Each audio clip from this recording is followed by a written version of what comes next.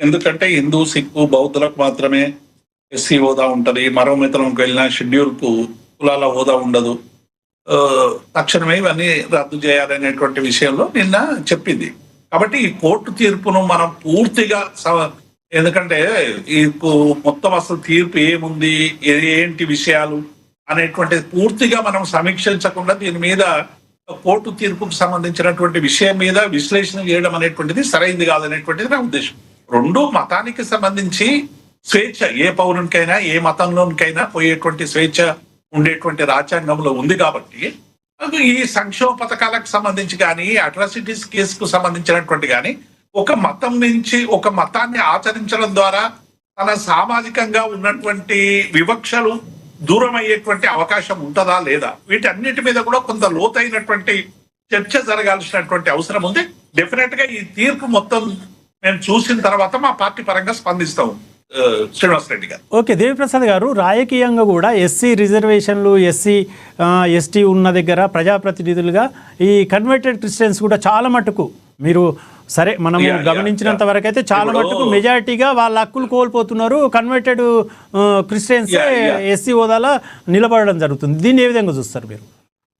ఇప్పుడు శ్రీనివాస్ రెడ్డి గారు, మనం చాలా సందర్భాల్లో చూస్తాం ఎస్సీలకు, ఎస్టీలకి, మిగతా వాటికి వచ్చేటువంటి రిజర్వేషన్లను ఇతర వర్గాలు దొంగ సర్టిఫికెట్లు సాధించో లేకుంటే రకరకాల ప్రలోభాలు పెట్టో చేసి వాళ్ళ హక్కుల్ని కాలరాసేటువంటి ప్రయత్నం సమాజంలో చాలా కాలంగా జరుగుతా ఉంది. బాలస్వామి గారు అన్నట్టు క్రైస్తవులల్లా కులరహిత సమాజం ఉన్నదంటే నేనైతే ఒప్పుకోను. ఎందుకంటే అందులో కూడా రెడ్డి క్రైస్తవులు ఉన్నారు, మాల క్రైస్తవులు ఉన్నారు, మాదిగ క్రైస్తవులు ఉన్నారు. మీరు అన్నట్టు వీళ్ళంతా కన్వర్టెడే కదా, వీళ్ళంతా కూడా కన్వర్టెడే. అంటే అందుకే కన్వర్ట్ అయినటువంటి వాళ్ళకు బీసీసీ అనేటువంటిది సర్టిఫికేట్ ఇస్తారు కదా శ్రీనివాస్ రెడ్డి గారు, మీకు తెలుసు నాకు తెలుసు. అవును, కన్వర్టెడ్ అయిన వాళ్ళు బీసీసీ మీరు అన్నట్టు ఉపయోగించుకుంటున్నారు. ఉపయోగించుకోవడం సంగతి ఉపయోగించుకోవడం సంగతి అనేటువంటి మీద సుప్రీంకోర్టు ఇచ్చినటువంటి తీర్పు అమలు పోవాల్సిందే కదా. మనం దాన్ని క్వశ్చన్ చేయాల్సినటువంటి అవసరం ఏముంటది? అంటే రేపు నేనేమంటున్నా అంటే అన్ని రాజకీయ పార్టీలు కూడా దీన్ని తీర్పును దృష్టిలో పెట్టుకొని నిజమైన ఎస్సీలకు, ఎస్టీలకే టికెట్లు ఇచ్చే విధంగా ఏమన్నా ప్రయత్నాలు జరుగుతాయా? ఎందుకంటే ఇప్పుడు చాలా మటుకు అన్ని పార్టీలలో కన్వర్టెడ్ క్రిస్టియన్సే వీళ్ళ హక్కులు లబ్ధి పొందుతున్నారు. శ్రీనివాస్ రెడ్డి గారు, నేనేమంటున్నా, భారత రాజ్యాంగం ఇచ్చినటువంటి, భారత రాజ్యాంగంలో ఉన్నటువంటి హక్కులు అందరికీ సమానం. దాన్ని సుప్రీంకోర్టు ఎట్లయితే ఇవాళ ప్రొజెక్షన్ చేసిందో ఆ తీర్పు ప్రకారం అందరం కూడా నడుచుకోవాల్సిందే. ఎవరు కూడా సుప్రీంకోర్టు తీర్పును కాదని పోతే మళ్ళీ దాని మీద రేపైనా తీర్పు మళ్ళీ రకరకాల సమస్యలు వస్తాయి. ఇప్పుడు ఇది ఒక్క మన రాష్ట్రానికి సంబంధించినటువంటి అంశం కాదు, ఇది దేశవ్యాప్తంగా అన్ని రాష్ట్రాల్లో ఉన్నటువంటి ప్రధానమైనటువంటి సమస్య. ఈ సమస్యకు సంబంధించి అన్ని రాజకీయ పార్టీలు కూడా, ఇది ఒక విశ్వ హిందూ పరిషత్ పనో లేకుంటే సుప్రీంకోర్టు పనో, హిందూ పరిరక్షణ సంస్థల పనో లేకుంటే క్రిస్టియన్ మతానికి సంబంధించినటువంటి పని కాదు, మొత్తం భారతదేశ ప్రజలకు సంబంధించినటువంటి అంశం. అట్లాగే ఎస్సీ ఎస్టీల హక్కుల్ని కాలరాయడంలో ఇది అడ్డం వస్తున్నదంటే డెఫినెట్ గా దీన్ని తొలగించడానికి ఏం చేయాలనేటువంటి విషయం మీద అన్ని రాజకీయ పార్టీలు కూడా ఆలోచించి అందరికీ సమానమైనటువంటి హక్కులు, ఎందుకంటే ఈ భారతదేశం లౌకిక రాష్ట్రం, లౌకిక రాజ్యం, అందరికీ మతపరమైనటువంటి హక్కులు ఉన్నటువంటి రాష్ట్రం, అన్ని మతాల్ని గౌరవించేటువంటి సాంప్రదాయం ఉన్నటువంటి రాష్ట్రం, గంగా జమున తైజీబ్ సంస్కృతి ఉన్నటువంటి దేశం. కాబట్టి వీటిని అన్నిటిని కూడా మనం దృష్టిలో పెట్టుకొని అన్ని రాజకీయ పార్టీలు కూడా దీని మీద ఒక సవివరమైనటువంటి నిర్ణయం తీసుకొని ముందుకు పోవడం అనేటువంటిది అవసరమని నేను భావిస్తాను. ఓకే, దేవిప్రసాద్ గారు, మరొక అంశం, బీఆర్ఎస్తో పొత్తు ఉంటే తప్పేంటి అనేది బీజేపీ ఎమ్మెల్యే పైడి రాకేష్ రెడ్డి గారు కామెంట్ చేసిరు. అంటే పొత్తు ఉండబోతుందా రేపటి ఎలక్షన్లో బీజేపీ బీఆర్ఎస్? శ్రీనివాస్ రెడ్డి గారు, ఒక్కొక్కరికి ఒక్కొక్క రకమైనటువంటి రాజకీయ పరమైనటువంటి అభిప్రాయం ఉంటుంది. నాకు పలానా పార్టీతో పోవాలని ఉంటుంది, నా రాజకీయ పరమైనటువంటి స్పేస్ గురించి కావచ్చు, నా స్వప్రయోజనాన్ని గురించి కావచ్చు. కాబట్టి వ్యక్తులకు సంబంధించినటువంటి అభిప్రాయాలకు తావులేదు. వ్యక్తులందరూ కూడా తమ ఇప్పుడు రాకేష్ రెడ్డి గారు ఉన్నారు, రాకేష్ రెడ్డి గారు, రామచంద్రరావు గారు, లేకుంటే ఆ పార్టీకి సంబంధించినటువంటి జాతీయ నాయకులు అటువంటి మాట్లాడితే మనం చర్చ చేసుకునేటువంటి అవకాశం ఉంటుంది. కానీ ఐసీఐ బీఆర్ఎస్ పార్టీగా మేము బీజేపీతో పొత్తు పెట్టుకోవాల్సినటువంటి ఆవశ్యకత కానీ అవసరం కానీ మేము లేదు. ఒక ప్రధాన ప్రతిపక్షంగా ఈ రాష్ట్రంలో పనిచేస్తా ఉన్నాం. గతంలో ఎన్నడూ కూడా బీజేపీ పార్టీతో పొత్తు పెట్టుకోలేదు. రాజకీయాల్లో ఎవరు శత్రువులు ఉండరు. శ్రీనివాస్ రెడ్డి గారు, అందరిది కూడా రాజకీయాలకు సంబంధించినటువంటి శాశ్వత శత్రువులు ఎవరు ఉండరు. డెఫినెట్ గా రాజకీయాల్లో అనేక సమస్యల మీద కలిసిమెలిసి పనిచేసేటువంటి అవకాశాలు ఉంటాయి.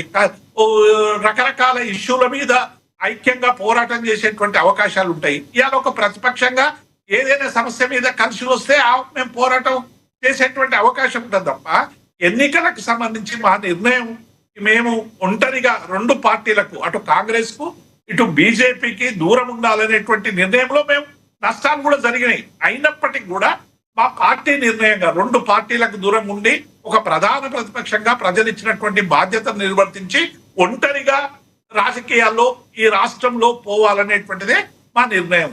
శ్రీనివాస్ రెడ్డి, ఇంకొకటి ఇప్పుడు ఈ దీనికి సంబంధించిన అంశము మహిళా కోటా పునర్విభజన అంశంపై అంటే ఒక్కొక్కరు ఒక్కొక్క రకంగా అంటే కేంద్రం ఒక నిర్ణయం తీసుకునే అంటే పార్లమెంట్ సమావేశాలు పొడిగించి కూడా ఈ దీంట్లోనే బిల్లు తీసుకొచ్చే అవకాశం ఉంది. అంటే ఇది ఏ రకంగా అంటే పునర్విభజన అంటే డీలిమిటేషను ఈ పార్లమెంటు స్థానాల సంఖ్య, అసెంబ్లీ స్థానాల సంఖ్య ఏ రకంగా పెంచితే బాగుంటుంది? అంటే ఇప్పుడు జనాభాకు అనుగుణంగా జనాభా లెక్కల ప్రకారం పెంచితేనేమో దక్షిణాదికి నష్టం జరుగుతుంది అనేది ఒక అభిప్రాయం ఉంది. ఈ రకంగా అంటే ఉన్న స్థానాలనే పర్సెంటేజ్ రూపకంగా పెంచాలనేది కేంద్ర ప్రభుత్వం నిర్ణయంగా కనిపిస్తున్నది. అంటే ఏ రకంగా అయితే బాగుంటుంది?